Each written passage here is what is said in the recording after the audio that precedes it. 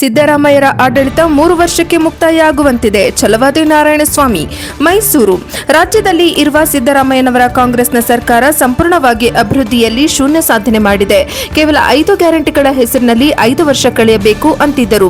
ಅದು 3 ವರ್ಷಕ್ಕೆ ಮುಕ್ತಾಯ ಆಗುವ ಹಾಗೆ ಕಾಣುತ್ತಿದೆ. ಗ್ಯಾರಂಟಿಗಳು ಕೊಟ್ಟ ಮಾತಿನಂತೆ ನಡೆದಿಲ್ಲ ಎಂದು ವಿಧಾನ ಪರಿಷತ್ನ ವಿರೋಧ ಪಕ್ಷದ ಛಲವಾದಿ ನಾರಾಯಣಸ್ವಾಮಿ ಅವರು ಟೀಕಿಸಿದ್ದಾರೆ.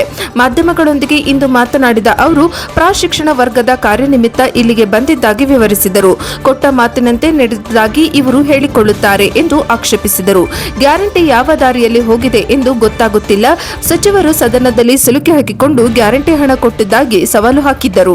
ದಾಖಲೆ ಬಿಡುಗಡೆ ಮಾಡಿದ ಬಳಿಕ ಕಣ್ಣೀರು ಹಾಕಿದರು ಎಂದು ವಿವರಿಸಿದರು.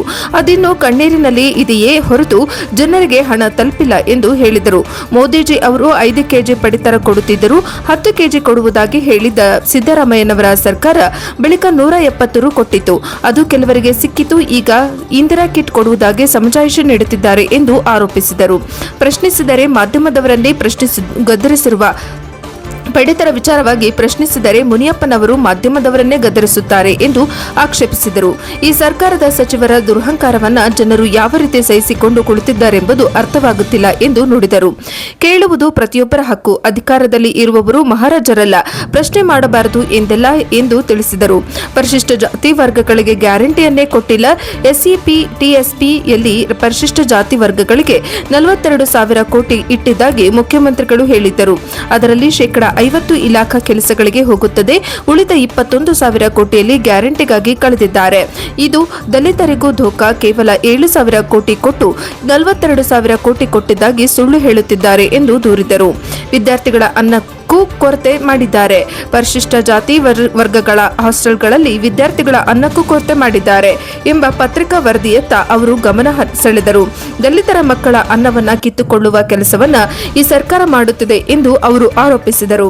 ಅನ್ನಕ್ಕೂ ಕೊರತೆ ಹೆಚ್ಚಿಸಿ ಮಹದೇವಪ್ಪನವರು ಪರಿಶೀಲಿಸುವ ಮಾತನಾಡಿದ್ದಾರೆ. ತಕ್ಷಣ ಸರಿಪಡಿಸುವುದಾಗಿ ಹೇಳಿಲ್ಲ ಎಂದು ಆಕ್ಷೇಪಿಸಿದರು.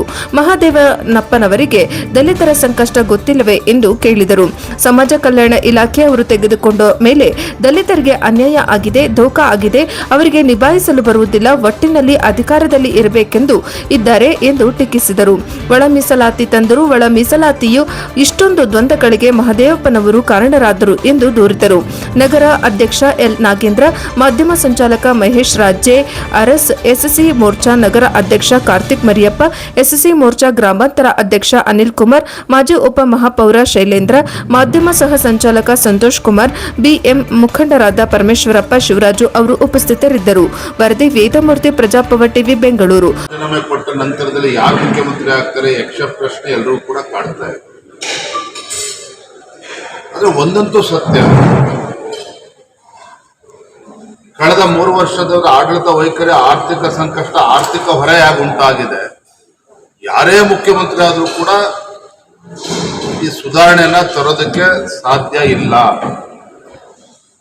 ಯಾವುದೇ ಕಾರಣಕ್ಕೂ ಅಭಿವೃದ್ಧಿ ಮಾಡೋದಕ್ಕೂ ಸಾಧ್ಯ ಇಲ್ಲ, ಸುಧಾರಣೆಗಳು ತರೋದಕ್ಕೂ ಕೂಡ ಸಾಧ್ಯ ಇಲ್ಲ. ಈಗ ಯಾರೇ ಮುಖ್ಯಮಂತ್ರಿ ಆದರೂ ಕೂಡ ರಾಜ್ಯದ ಅಥವಾ ರಾಜ್ಯದಲ್ಲಿರುವಂತಹ ರೈತರಾಗ್ಲಿ, ಬಡವರಾಗ್ಲಿ, ಇವರ ಪರಿಸ್ಥಿತಿಯನ್ನ ಸುಧಾರಣೆ ಮಾಡ್ತಕ್ಕಂಥ ಶಕ್ತಿ ಯಾವುದೇ ಮುಖ್ಯಮಂತ್ರಿ ಯಾರನ್ನೇ ಮಾಡಿದ್ರು ಇದೆ ಅಂತೇಳಿ ನನ್ನಂತೂ ಅನ್ಸೋದಿಲ್ಲ. ಒಂದು ಪ್ರಮುಖ ಬೆಳವಣಿಗೆ ನಡೆದಿದೆ. ಇವತ್ತು ಮಧ್ಯಾಹ್ನ ಅಥವಾ 10:30 ಸುಮಾರಿಗೆ ಮುಖ್ಯಮಂತ್ರಿ ಸಿದ್ದರಾಮಯ್ಯವರು ರಾಜ್ಯಪಾಲರ ಒಂದು ಅನುಮತಿ ತಗೊಂಡಿದ್ರು. ಬಟ್ ಏಕಾಏಕಿ ದಿಢೀರ್ ಅಂತೇಳಿ ರಾಜ್ಯಪಾಲರು ದೆಹಲಿಗೆ ಹೋಗಿದ್ದಾರೆ ಅನ್ನುವಂಥ ಚರ್ಚೆಗಳು ಕಾರಣ ಆಗಿದೆ. ಅದಕ್ಕೆಲ್ಲೋ ಒಂದು ಕಡೆಗೆ ಬಿಜೆಪಿ ಅವರು ಏನಾದರೂ ಇದರೊಳಗೆ ಮುಖ್ಯಮಂತ್ರಿಗಳು ರಾಜ್ಯಪಾಲರ ಸಮಯವನ್ನ ಕೇಳಿದ್ದೇ ಆಗಿದ್ರೆ ಮುಖ್ಯಮಂತ್ರಿಗಳ ಟಿಪಿಯಲ್ಲಿ ಉಲ್ಲೇಖ ಆಗ್ತಾ ಇತ್ತು. ಬಹುಶಃ ನಿನ್ನೆ ಮುಖ್ಯಮಂತ್ರಿಗಳ ಟಿಪಿಯನ್ನು ನೋಡಿದ್ರೆ ರಾಜ್ಯಪಾಲರ ಭೇಟಿ ಬಗ್ಗೆ ಉಲ್ಲೇಖ ಆಗಿಲ್ಲ. ಎರಡನೇದು, ರಾಜ್ಯಪಾಲರು ಎಲ್ಲಿದ್ದಾರೆ, ಬಾಂಬೆ ಹೋಗಿದ್ದಾರೆ, ನೀವೇನು ಹೇಳ್ತಾರೆ ಅದ್ರ ಬಗ್ಗೆ ನನಗೆ ಮಾಹಿತಿ ಇಲ್ಲ. ಅದ್ರ ಬಗ್ಗೆ ನಾನು ಹೇಳೋಕ್ಕೆ ಸಾಧ್ಯ.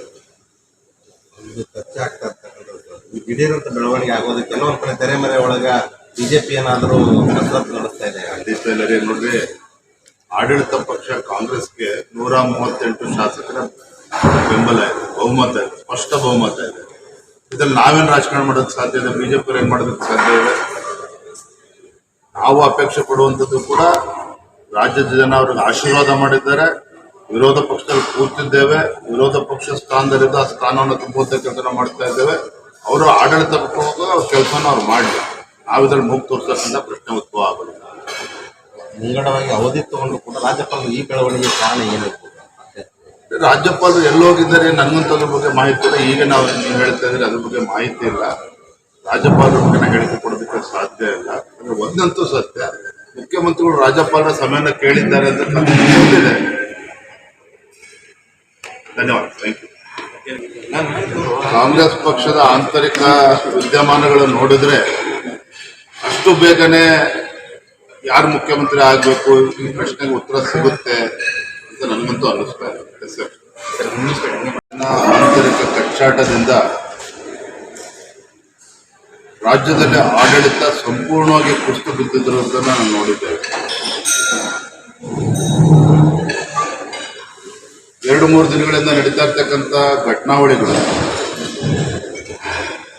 ರಾಜ್ಯದಲ್ಲಿ ಮುಖ್ಯಮಂತ್ರಿಗಳು ರಾಜೀನಾಮೆ ಕೊಡ್ತಾರೆ ಅಂತೇಳಿ ಆ ಪಕ್ಷದ ಹೈಕಮಾಂಡ್ ತೀರ್ಮಾನ ತೆಗೆದುಕೊಂಡ ನಂತರದಲ್ಲಿ ಮುಂದೆ ಏನೇನು ಬೆಳವಣಿಗೆಗಳು ಆಗ್ತವೆ ಯಾರೂ ಕೂಡ ಊಹಿಸ್ಕೊಳ್ಳೋದಕ್ಕೆ ಸಾಧ್ಯ ಆಗ್ತಾ ಇಲ್ಲ. ನನಗನ್ನಿಸ್ತದೆ ಮುಖ್ಯಮಂತ್ರಿಗಳು ಇಂದು ಅಥವಾ ನಾಳೆ ರಾಜೀನಾಮೆ ಕೊಟ್ಟ ನಂತರದಲ್ಲೂ ಸಹ ಯಾರು ಮುಖ್ಯಮಂತ್ರಿ ಆಗಬೇಕು ಇದು ಗೊಂದಲಗಳು ಇನ್ನೂ ಕೂಡ ಮುಂದುವರಿತದೆ. ಅಷ್ಟು ಬೇಗ ಇದಕ್ಕೆ ಉತ್ತರವನ್ನು ಕಂಡುಕೊಳ್ತಕ್ಕಂಥ ಶಕ್ತಿ ಕಾಂಗ್ರೆಸ್ ಪಕ್ಷಕ್ಕಾಗಲಿ ಕಾಂಗ್ರೆಸ್ ಹೈಕಮಾಂಡ್ ಇದೆ ಅನ್ನೋದು ನನಗಂತೂ ನಂಬೋದಕ್ಕೆ ಸಾಧ್ಯ ಆಗ್ತಾ ಇಲ್ಲ. ಒಟ್ಟಾರೆಯಾಗಿ ಆಡಳಿತ ಪಕ್ಷದ ಆಂತರಿಕ ಕಚ್ಚಾಟದ ಪರಿಣಾಮ ರಾಜ್ಯ ಅಂತೂ ಈ ಕಾಂಗ್ರೆಸ್ ಪಕ್ಷದ ಆಡಳಿತದಿಂದ ಕಳೆದ 3 ವರ್ಷ ಆಡಳಿತ ವೈಖರಿ ಹೇಗಿದೆ ಅಂತ ಹೇಳಿದ್ರೆ, ಕರ್ನಾಟಕ ರಾಜ್ಯ ಆರ್ಥಿಕವಾಗಿ, ಆಡಳಿತಾತ್ಮಕವಾಗಿ ಎರಡೂ ದೃಷ್ಟಿಯಿಂದ ಕೂಡ ಸಂಪೂರ್ಣ ನೆಲಕಚ್ಚಿರುವಂತೆ. ಯಾವ ರೀತಿ ರಾಜ್ಯದಲ್ಲಿ ಅರಾಜಕತೆ ಸೃಷ್ಟಿಯಾಗ್ತದೆ ಅನ್ನೋದು ಕೂಡ ಕಳೆದ ಕೆಲವು ತಿಂಗಳ ಆಡಳಿತನ ನೋಡೋದಕ್ಕೆ ಸಾಧ್ಯ ಆಗಿದೆ. ಒಂದು ಕಡೆ ಆರ್ಥಿಕ ದಿವಾಳಿಯತ್ತ ಕರ್ನಾಟಕ ರಾಜ್ಯ ಸಾಗ್ತಾ ಇದ್ರೆ, ಭ್ರಷ್ಟಾಚಾರ ಮತ್ತು ಆಡಳಿತದ ಕುಸಿತದಿಂದಾಗಿ ಸಾಮಾನ್ಯ ಜನರಿಗೂ ಬೇಸತ್ತಿರುವುದನ್ನು ಕೂಡ ನಾವು ನೋಡ್ತಾ ಇದ್ದೇವೆ. ರೈತರ ಸಮಸ್ಯೆನ ಕೇಳೋದಕ್ಕೆ ಆಗ್ತಾ ಇಲ್ಲ. ಇವತ್ತು ರಾಜ್ಯದಲ್ಲಿ ಬೇರೆ ಬೇರೆ ಜಿಲ್ಲೆಗಳಲ್ಲಿ ರಸಗೊಬ್ಬರದ ಒಂದು ಸಮಸ್ಯೆ ಉಂಟು ಮಾಡುವಂತ ಷಡ್ಯಂತ್ರ ಒಂದ್ ಕಡೆ ನಡೀತಾ ಇದೆ. ರೈತರ ಗೋಳನ್ನ ಕೇಳದೇ ಇರ್ತಕ್ಕಂಥ ಪರಿಸ್ಥಿತಿ ಸಚಿವರು, ಉಸ್ತುವಾರಿ ಸಚಿವರಾಗ್ಲಿ ಶಾಸಕರಾಗ್ಲಿ ಯಾರು ಕೂಡ ಗಮನ ಕೊಡೋದಕ್ಕೆ ಆಗ್ತಾ ಇಲ್ಲ. ಎಲ್ಲರೂ ಕೂಡ ದೆಹಲಿನಲ್ಲಿ ಬೇಡಿಬಿಟ್ಟಿರುವಂಥದ್ದು, ಬೆಂಗಳೂರಿನಲ್ಲಿ ಬೇಡಿಬಿಟ್ಟಿರುವಂಥದ್ದು. ಒಟ್ಟಾರೆಯಾಗಿ ಹೇಳೋದಾದ್ರೆ ಈ ಕಾಂಗ್ರೆಸ್ ಸರ್ಕಾರ ರಾಜ್ಯದ ಜನರ ಪಾಲಿಗೆ ಶಾಪವಾಗಿ ಪರಿಣಾಮ ಆಗಿದೆ. ರಾಜ್ಯದ ಜನರು ಸರ್ಕಾರದ ಬಗ್ಗೆ ವಿಶ್ವಾಸನ ಕಳೆದುಕೊಂಡು ಎಷ್ಟೋ ದಿನಗಳಾಗಿದ್ದಾರೆ. ಹಾಗಾಗಿ ಯಾರು ಮುಖ್ಯಮಂತ್ರಿ ಮುಂದೆ ಆಗ್ತಾರೆ ಯಾವುದು ಕೂಡ ರಾಜ್ಯದ ಪರಿಸ್ಥಿತಿಯನ್ನ ಸುಧಾರಣೆ ಮಾಡ್ತದೆ ಅನ್ನೋ ವಿಶ್ವಾಸ ನಮ್ಗೆ ಯಾರಿಗೂ ಕೂಡ ಇಲ್ಲ, ರಾಜ್ಯದ ಜನತೆಗೂ ಕೂಡ ಇಲ್ಲ. Within the ruling Congress government has created lot of disturbance not only among the ruling party MLAs. Administration has completely collapsed in Karnataka because of the minority appeasement, because of the zero development. The farmers' issue has not been addressed by the Congress government. Youths are fed up with this Congress government. Karnataka has become a drug capital of the country. So because of all these issues, people of Karnataka are not happy with the Congress government. And more importantly, the infighting between the ruling Congress government for the Mukhyamantri kursi is costing Karnataka's development. Even though Congress High Command has decided to take the resignation of Chief Minister Siddaramaiah, I don't think this issue is going to resolve at the earliest. Till date, Siddaramaiah has not sought the appointment of the governor. D.K. Shivakumar was supposed to come from Delhi yesterday morning itself, landed last night. Senior leaders within the Congress party Some leaders want Parmeshwar, some leaders want D.K. Shukmar, and someone is talking about Mallikarjun Kharge. Of course, we are least bothered about who is going to become the Chief Minister. Looking at the current administration of the Congress party, any Chief Minister replacing Siddaramaiah, or if Siddaramaiah continues also, I don't think Karnataka is going to get benefited out of this. Because the financial distress which Karnataka is facing because of the inefficient Congress government, I think no other Chief Minister, including Siddaramaiah, they are not going to save Karnataka. So, looking at the internal differences, whoever emerged as a Chief Minister, I think Karnataka is heading for an early assembly election. Thank you.